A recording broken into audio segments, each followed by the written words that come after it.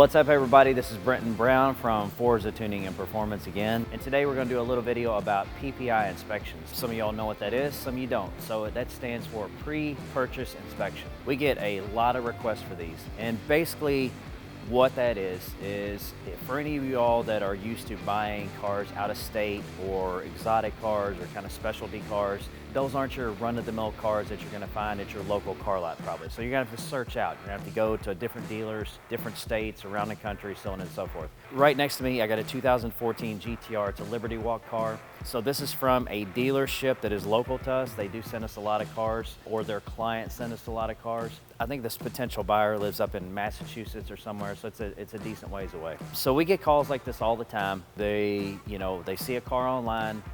They're wanting to put a deposit on it, but it's not feasible for them to fly down and physically look at the car themselves, and they might not have the car background or knowledge to really know what they're looking at is a good buy or not.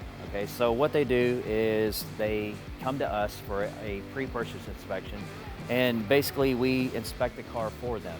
My advice to anybody buying a car out of state is I would definitely get a pre-purchase inspection, whether it's from us or somebody else. I would also get a third-party inspection. In other words, not saying anything bad about any car lots, but obviously if you're the one selling the car, you might be inclined to portray it as being maybe a little bit better than it is, obviously because you're selling the car. That's just common sense. So if you take it to a third-party place, to PPI, kind of like us, I have no real relationship with this dealership. In other words, if I don't inspect this car thoroughly, it's going to be on me, and it's going to fall back on my company's reputation. So it's not in my best interest to portray this car any different than it is to the buyer. So it's a good way to get an honest evaluation of the car as long as you trust who's doing it. Every PPI inspection is going to be a little bit different because every car is different. So we kind of go through known issues with the cars depending on what they are, and we kind of cater the inspection to that. So we don't have a set price for a PPI inspection.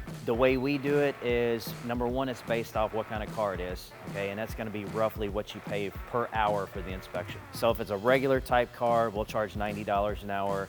If it is an exotic car, we'll charge $125 an hour. Typically, you can get a pretty thorough PPI inspection in about 2 hours. Now, there's definitely going to be some exceptions to this. If the car comes in and it's blatantly obvious, one of our technicians can see, hey, it's had paint work, and it looks like they fixed it, it's been wrecked, we're not going to charge you an hour or 2 hours labor to tell you the car's been wrecked. That would be stupid, wouldn't make sense. We're going to contact you and say, hey, are you aware that the car's had paint work? Do you want to continue on?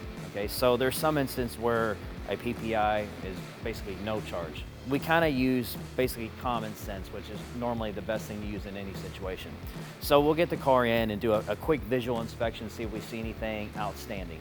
If you're going through a reputable dealer or a broker, you're probably not going to have that issue because they are very well trained at looking at cars before they take cars in. If you kind of go with a not well-known car lot or something, then you could be getting in trouble. This particular car lot, they send us several things. We've personally never got a car that with a lot of issues from this place. So they sell pretty high quality cars, and there's a lot of really good car lots out there. On this particular car, the GTR is a good platform. So we went through the modification list on the car. Obviously it's a Liberty Walk car, so there's definitely going to be paint work because it's got the wide body kit. It's got a set of ADV1 wheels on there. Obviously a very expensive set of wheels, so we're going to make sure that the wheels are not bent, cracked, curb rash, anything like that. We're going to go through the car front to back, check suspension, brakes, brake fluid, all the different fluids in the car. We're going to run a full diagnostic check on the vehicle, make sure there's no faults or anything like that. Just your basic run-of-the-mill stuff that any car repair shop should be checking. This car actually checked out really well. And we're also going to go through things like what's the overall condition of the car. You know, so if you walk around this car, it's in pretty good shape. But it's got the wide body kit, so on situations like that, we are not for sure if the potential buyer has seen up close pictures of all that. So we're just going to assume that he has not. The techs here will take detailed pictures of anything like that, any rock chips, dings, anything like that. So Daniel actually did the pre-purchase inspection on this. So he went through all the body panels on the car, and they are all originally stamped with the stock VIN number. So he took the attention to detail to take pictures of every single body panel to assure that this thing has not been in a major wreck and still has all the OEM panels on it, which it does. Just basic things like this. Interior pictures, is there you know, a crack on the dashboard? Has it been through a lot of sun, or the seats cracked? What's the wear and tear? Basically just to give the buyer reassurance on he knows exactly what he's paying for his money. There's different cars out there that have specific kind of known problems. When it comes into that type of thing, generally we will touch base with the potential buyer and make sure that they are aware of those issues with that particular model. If they are, and a lot of times they're pretty well informed, so they are. So there might be, for instance, first-gen Gallardos. You know, they had some problems with the catalyst getting sucked back up into the combustion chambers and scoring the cylinder walls. So that's a big thing that you have to watch out for. You know, under that kind of circumstance, there's some key signs that usually we can see that might be an issue, like oil in the intake tract, oil coming out of the exhaust. If we don't see anything outstanding, we might recommend like a boroscope check, where we actually remove all the spark plugs and do a inspection with pictures of the inside of each combustion chamber. You know, so that car would be a totally different scenario than like this GTR would. So generally, when a customer first contacts us, we will tell them kind of what we know about the car and some specific things to look out for. And then we kind of give you a rough price based on the car. But as a general rule of thumb, we typically charge about 2 hours. On an exotic car, $250. On a regular car, closer to $180. In my opinion, that is a very cheap investment to keep yourself from getting into a car that you're gonna be a mess or not what you anticipated. So this car right here, stop. So this car right here is actually in pretty good shape. It's 2014. I would say it has normal wear and tear. Saw no real signs of any like wrecks or damage. It does have paint work, but I mean, that's to be expected. You know, we kind of walk around this car. The interior is in really good shape. You know, mainly you have some rock chips right here. It's almost unavoidable just because the flare sticks out so far past the side of the car. The only thing that could have been done to prevent this would be like the car paint corrected after it was painted, and they could do paint protection film and then ceramic coating. If we had built the car, that's what we would have at least suggested been done. So, you know, in some instances, like this guy, he might buy this car and he might want us to fix any of the issues with the car. So, you know, we might have some paint work done on the car, and we would, you know, go about that process. That way it would eliminate this from happening in the future. Overall, whoever did it did a good job on the car. I have no idea who installed it, but we didn't see anything, you know, really wrong. Obviously very large wing on here. There's some issues with the trunk not opening 100% properly, but it's just basically related to the weight of the wing, which is unavoidable if you want the wing on the car.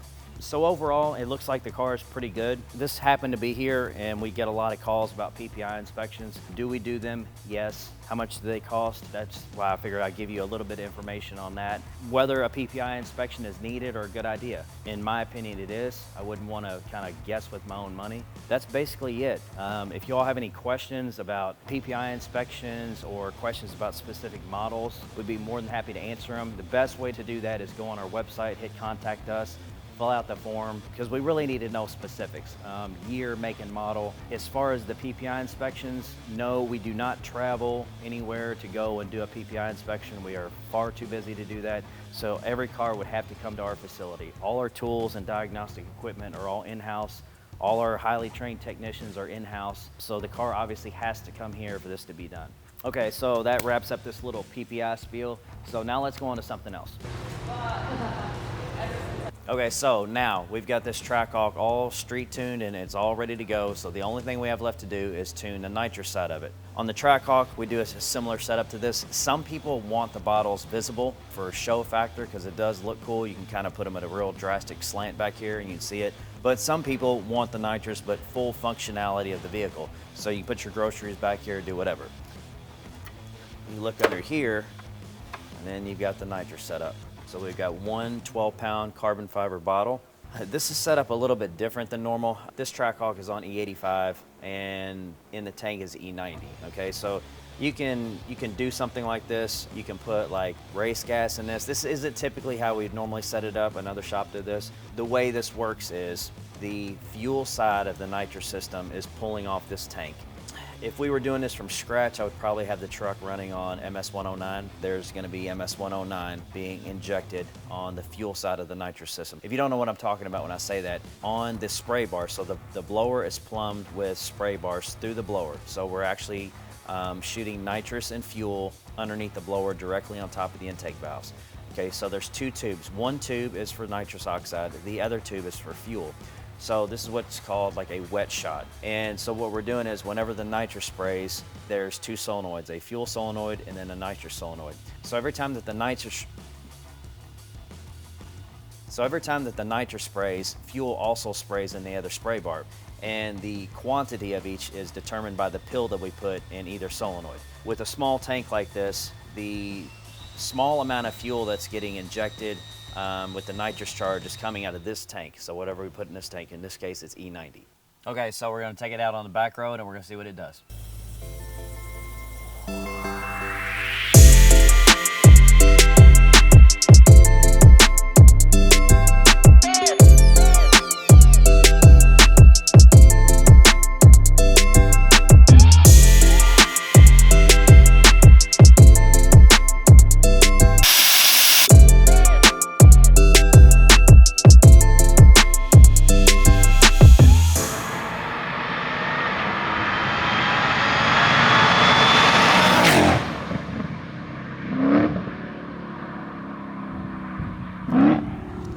Okay guys, so we just finished up the Trackhawk on the back road. It's all ready to go to the customer. So that about wraps it up. That's a Stage 4R Trackhawk. This one was basically pieced together at some different shops.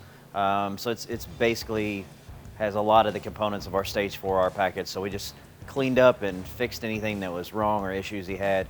Got everything working. The truck ran very poorly when it came in. So we got it running good, and that's about it. Again, thanks for watching the videos. We appreciate the support. If you haven't subscribed, hit the super. So again, thanks for watching. We appreciate all the support, and we'll see you next time.